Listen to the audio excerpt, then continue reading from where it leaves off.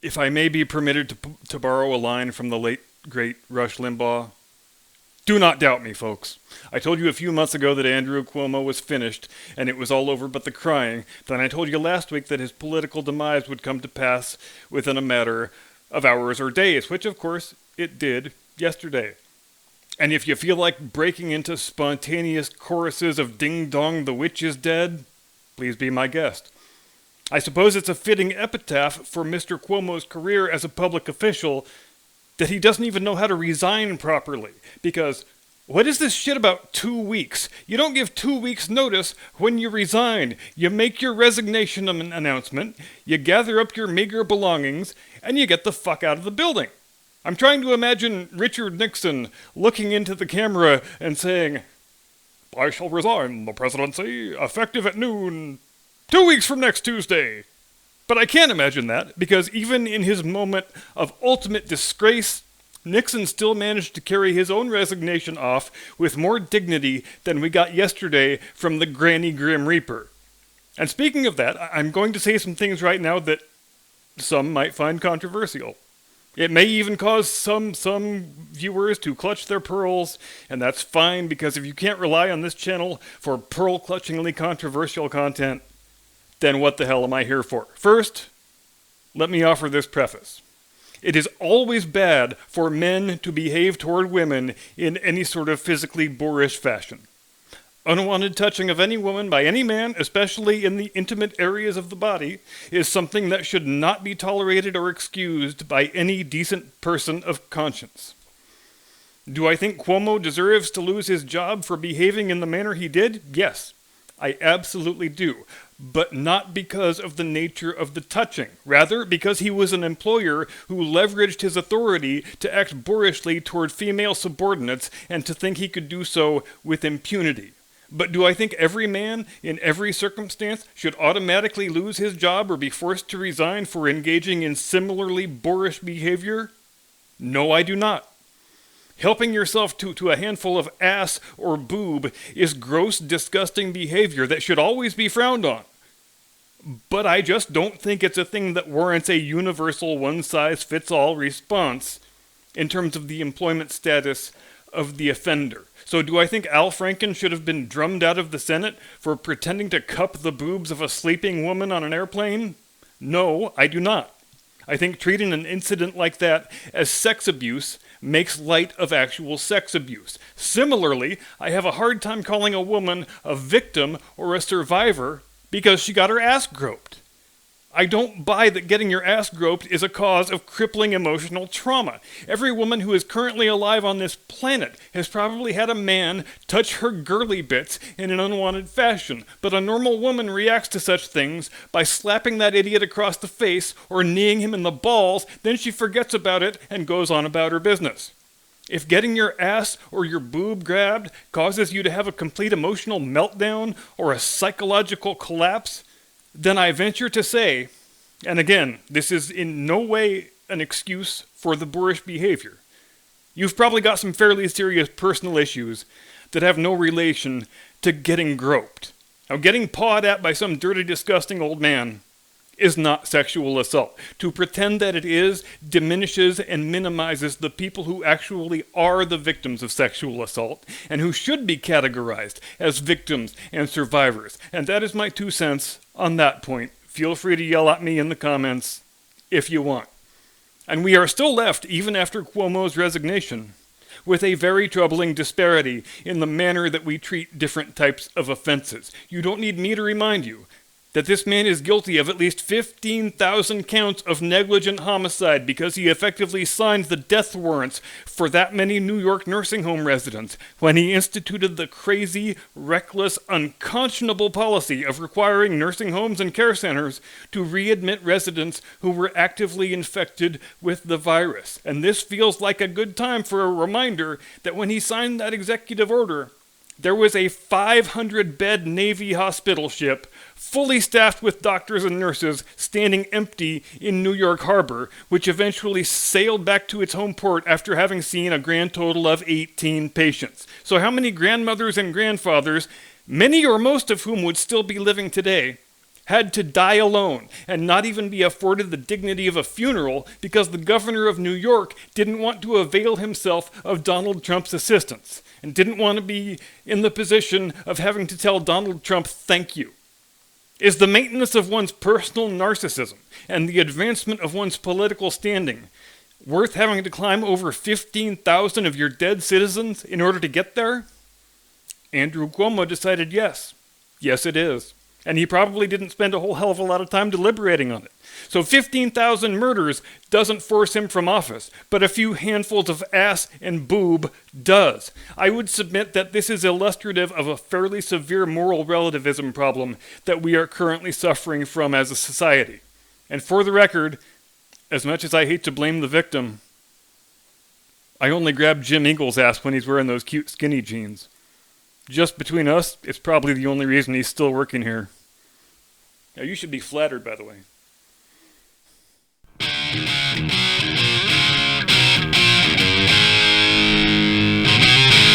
From high atop the battlements of Castle Curmudgeon, where our ladies pride themselves on responding to unwanted groping with a swift dagger to the throat. Good evening, Mr. and Mrs. America and all ships at sea. Welcome to the program.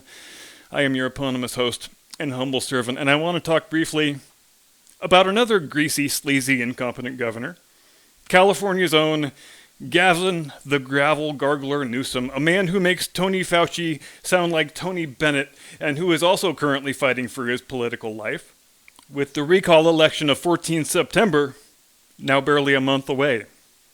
We're just now starting to get into the teeth of this campaign, but the thing I found remarkable so far is how completely unaccustomed the California Democrats are to having to contest any sort of competitive election for a statewide office. It's been so long since any California Democrat had to worry about losing a race.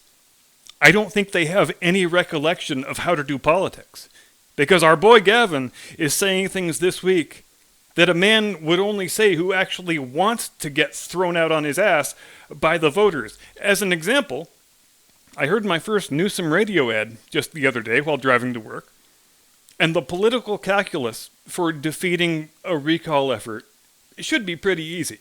You just tell the voters why you're really a good governor whose track record warrants not being thrown out of office. You list your accomplishments. You point out that you're the only man on the ballot in this election who has any experience being the governor. But did Newsom's people go that route, that screamingly obvious route? Nope, they did not. This commercial was like a free word association game of pet phrases and trigger words for radical leftists. The narrator doesn't even make it halfway through the first sentence without saying the words Trump and right-wing Republicans. Then he proceeds to run right down the list like he's reading off the menu selections at the I'm Triggered by Trump Cafe. We get assaulting our democracy. We get January 6th insurrectionists. We get anti-vaxxers. We get the entire smorgasbord. What we don't get, though, crucially, is anything resembling a defense of Gavin Newsom's performance as governor. All we get is vote no on the recall because Trump, right-wing Republican anti-vaxxer insurrectionists are trying to assault our democracy just like they did on January 6th. And that might actually be pretty close to a direct quote from this radio ad. And while we're on the subject of that label, anti-vaxxer, I need to digress here for a moment or two. Because, as I'm sure you have noticed, anti-vaxxer has quickly supplanted "you're a racist" as the fashionable ad hominem attack that our leftist friends instinctively hurl at anybody who questions any aspect of their current religious orthodoxy. I have been arguing with people on the internet for just about 25 years now. And for much of that time, more time than I would care to admit, probably, it's been spent trying to explain simple risk-benefit analyses to people who actually are anti-vaxxers, meaning the type of people who reject all vaccines out of hand because they think vaccines are like an Illuminati plot to inject evil satanic microchips into your bloodstream or some such nonsense. Now, like most rational people, I am an enthusiastic supporter of vaccines, always have been, including the vaccines for the current virus. If you haven't yet come down with the great communist Chinese Wuhan Kung Flu coronavirus of 2019, It is an absolute no-brainer that you should go get the jab. Why the hell wouldn't you? So it's quite an interesting experience for me now, having people casually proclaim me an anti-vaxxer just because, say, I pointed out that we are not a country, and we never have been, where people are compelled against their will or coerced under threat of being thrown off their jobs or deprived of their education to undergo medical treatments that they don't wish to undergo, or that there is no evidence-based rationale for getting oneself inoculated against a disease from which one has already recovered and against which one consequently enjoys robust natural immunity which is likely to persist for the extent of one's natural lifetime. This is all it takes to get the social media lynch mob after you, waving their virtual torches and pitchforks, foaming at the mouth for the chance to digitally tar and feather the filthy anti-vaxxer like it's the year 1775 and he's one of King George's tax collectors. Even people who've had the vaccine, whose whole families have had the vaccine, who've been staunch advocates for the vaccines, even they are now routinely tarred with the anti-vaxxer label. Even for things as innocuous, no pun intended, as saying people should be free to decide for themselves whether or not they get the jab. That should be just about the most uncontroversial statement you can make about anything. Up until 1 year ago, hell, up until 6 months ago, that statement would not have caused anybody, even the looniest maniac in the Twitter rage mob, to raise an eyebrow. But now, you'll likely be proclaimed a child murderer for saying it. And there is nothing good about that. We can have no expectation of ever getting back to being a society where rational discussions about important matters of public policy are possible, so long as half the country regards the words of some dumb lab-coated bureaucrat as holy scripture. Which is another thing that's weird for me, because I remember when it was the leftists, and especially young leftists, who were the most enthusiastic proponents of free speech. But now we seemingly have an entire generation of young adults who are not only dutiful foot soldiers for the political establishment, but who are also the biggest fans of government censorship. It used to be people on the right who agitated for the banning of speech they didn't care for. But today, in the third decade of the 21st century, on matters of free speech, it's right-wing conservatives who are occupying the same philosophical niche that left-wing radical college students used to occupy half a century ago. And if you're someone like me, who's never had a dog in the partisan race, who prefers not to self-apply any sort of political adjectives, who has always tended to think that Democrats and Republicans are equally fucked in the head, it really is quite a thing to behold. But one of the reasons why we find it impossible to have rational discussions on matters of science and data is because we have a crisis of public innumeracy in the United States. Make no mistake, we also have a problem with public illiteracy and an extremely serious problem with mass historical ignorance. But those are all separate issues that have separate and distinct ramifications. I mentioned earlier how I've spent a lot of time over the years trying to explain basic risk-benefit analyses to people who are committed anti-vaxxers, the type of people who refuse to get their kids vaccinated against anything because they heard some anecdotal horror story about some terrible side effect that somebody somewhere experienced after being given some vaccine or other. And when people have come at me with arguments like that, I have always tried to explain in the simplest terms I can manage that one has to parse the data for oneself and to weigh the risk of severe side effects from the vaccine against the risk of experiencing serious illness or death if one should remain unvaccinated and become infected with the disease that the vaccine is intended to prevent. For example, if the vaccine carries a 1 in 10 million risk of harmful side effects, but the actual disease carries a 1 in 100 risk of death should you become infected with it, then there simply is no rational basis for not getting the vaccine. And it has become increasingly difficult to impress such things upon people because we have a crisis of public innumeracy, which has only gotten worse and worse in the 25 years since I started arguing online with anti-vaxxers, and I feel it will only continue to get worse because did you hear the state of Oregon has just decided to do away with all high school graduation requirements? In other words, all you have to do to get your high school diploma is to show up to class more often than not and remain alive. Oh, you didn't do any of the work? No problem. You get an A. It's the last day of your senior year, you can barely write your own name, and you think 2 plus 3 equals white cisgender patriarchy? No problem. You get an A. Now get your ass to the university so they can saddle you with a crushing 6-figure student debt load while teaching you nothing of value and imparting no useful skills that might help you pay off that debt. But who cares if you pay it off? The university sure as hell doesn't care, because that loan you took out is underwritten by the U.S. taxpayer. So the university gets to laugh all the way to the bank, while you're a 22-year-old grown adult with a bachelor's degree who can't tell his ass from a hole in the ground. We've heard the complaints for years, and they're correct complaints, that American students are falling increasingly far behind their contemporaries in other countries in math and science. And how exactly is that problem going to be ameliorated?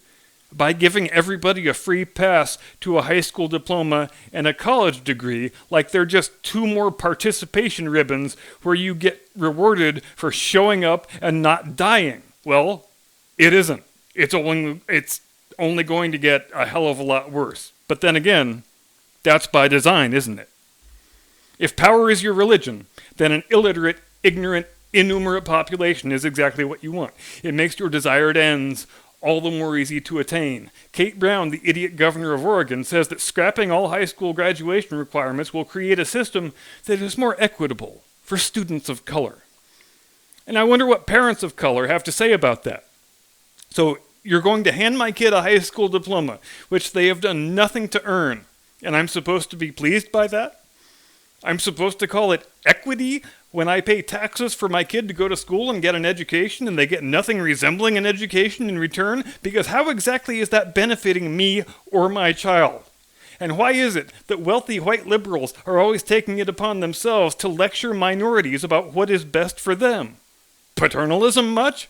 Plantation mentality much? Because from where I'm sitting, the speech I heard from Kate Brown, wherein she confidently asserts that equity equals 0 education whatsoever, it was one of the most shockingly racist things I have ever listened to. But if there's anything our current crop of smarmy, sleazy, greasy Democrat governors are sure of, it's that they know what is best for people of color and students of color and everyone else of color, which brings us neatly back to the California gubernatorial election and a man named Larry Elder.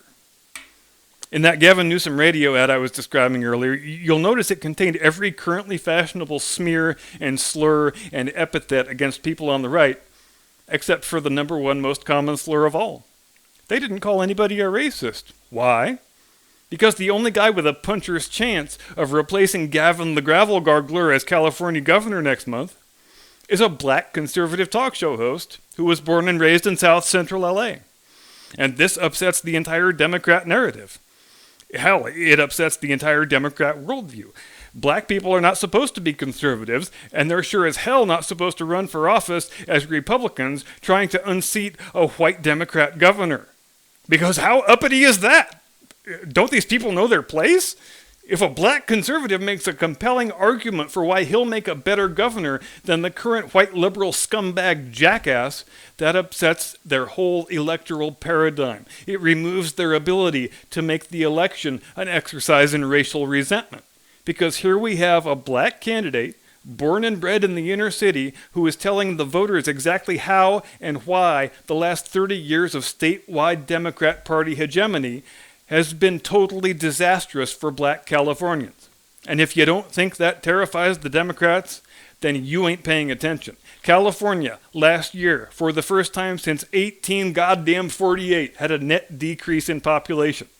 States that are being competently governed do not lose population. States that are being competently governed do not have homeless tent cities in every major municipality and many of the minor ones. Gavin Newsom and his people don't make an attempt to make a case based on his performance in office for why he should be retained, because there is no such case they can possibly make.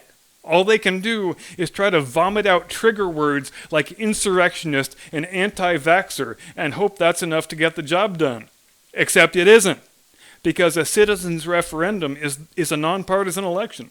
which means it's the only type of election you can have in this state that the Democrats are unable to rig in the normal fashion to which they are accustomed to rigging every other election. Allegedly. Combine that with the fact that they can't run a campaign based on contrived race hatred, and they are scared shitless, as well they should be. Thanks for watching. See you Friday. Get off my lawn.